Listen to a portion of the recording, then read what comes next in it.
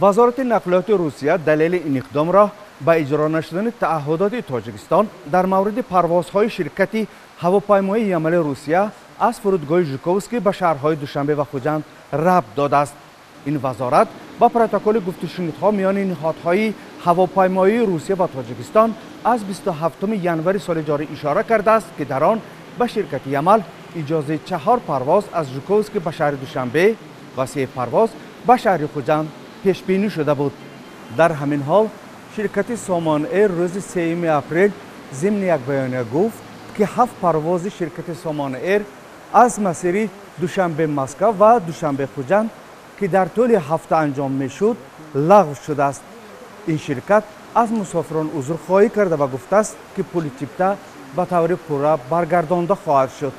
ماجرای هوایی میان تاجیکستان و روسیه بعد آن برخاست که تاجیکستان در آخر سال گذشته با پرواز هواپیماهای شرکت یمل از فرودگاه ژوکووسکی ولایت مسکو به شهرهای دوشنبه و خوجند اجازت نداد.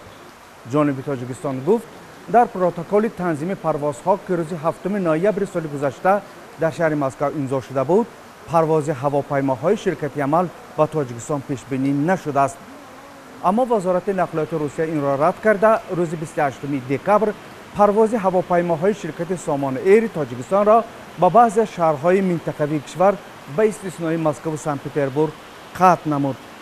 در ماجرای تنظیم پروازها میان تاجیکستان و روسیه اساساً مسافران رنج میبرند. مثلا صبح امروز بیش از 100 مسافر نتوانستند توسط هواپیمای سامان ایر به سمت مسکو پرواز کنند و برنامه آنها به هم زدند. مردان محمد، برادیو صوفی، آزادی، دوشنبه.